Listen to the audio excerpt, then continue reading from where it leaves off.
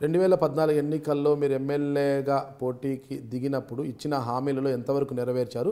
ఇక 2019లో మరోసారి మీకు అవకాశం వస్తే ఏం చేయాలనుకుంటున్నారు? నేను అంటే హామీ ఎవరికి ఇవ్వలేదు. మేము ఎదుటోళ్ళను ప్రశ్నించింది ఒకటే మర్రివాగు ప్రాజెక్టు. ఆ మర్రివాగు ప్రాజెక్టు ఇప్పుడు అది పూర్తి చేయాలనుకుంటున్నాము. ఆ మర్రివాగు ప్రాజెక్టు చేస్తే 100కు 100% మేము పనిచేసినట్టు. అసలు మేము చెప్పని పనులు ఇంకెన్నో చేయబోతున్నాం.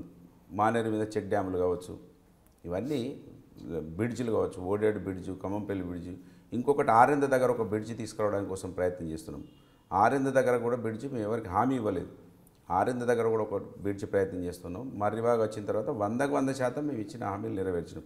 మేము ఇంకా మేడారంకు కూడా కనెక్టివిటీ చేసినాం. మేము మోదేడు అనే విలేజ్కి పంకెన టు మోదేడు కనుకునూరు అనే ఒక విలేజ్కి కొత్తగా రోడ్డు కనెక్షన్ కలుపుతున్నాం.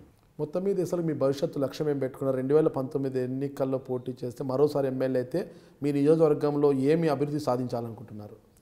మా నియోజకవర్గంలో అభివృద్ధి 100కు 100% అయిపోతూ ఉన్నది. నిరుద్యోగ సమస్య లేకుండా చేయాలనేది ఎక్కువ ఆలోచన చేస్తున్నాం. అసలు ఈ నిరుద్యోగ సమస్య అసలు లేకుండా చేయాలంటే ఏం చేయాలనుకుంటున్నారు?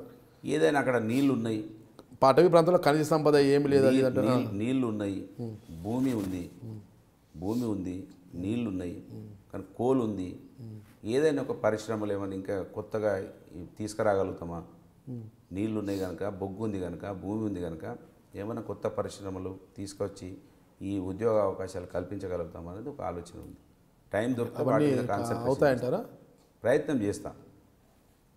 మాజీ జిల్లా గ్రంథాలయ చైర్మన్ పానుగంటి చంద్రశేఖర్ గారితో మీకున్న సంబంధం ఎలాంటిది?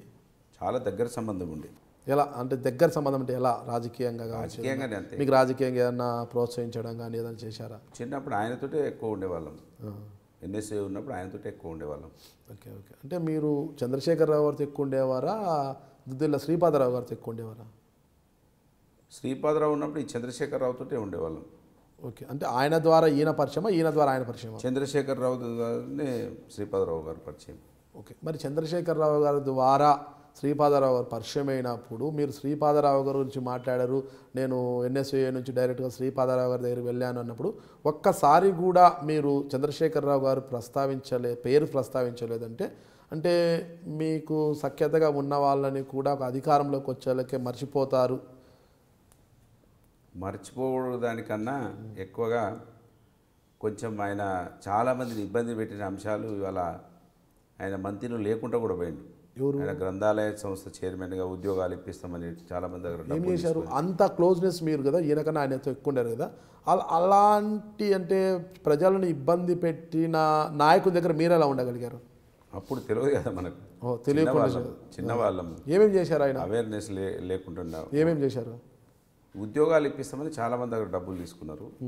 ఇవాళ చాలామంది తిరుగుతూ ఉన్నారు ఆయన డబ్బులు ఎగబెట్టి పోయిండు అని కేసులు కూడా అయినాయి. కనుక అటువంటి వాళ్ళ పేరు తీసుకొని మనం ఎందుకు ఇబ్బంది పడడం అనే భావనతో ఆ పేరు తీసుకోలేకపోయాను. అలాంటి పేరు అవసరం అనుకుంటున్నాం.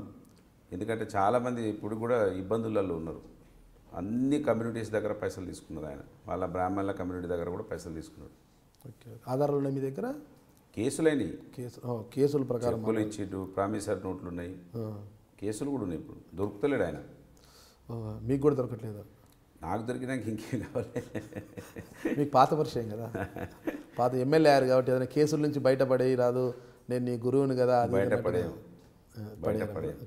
కరీంనగర్ ఎమ్మెల్యే గంగుల కమలాకర్ గారికి మీకు బంధుత్వం ఉంది అంటుంటారు?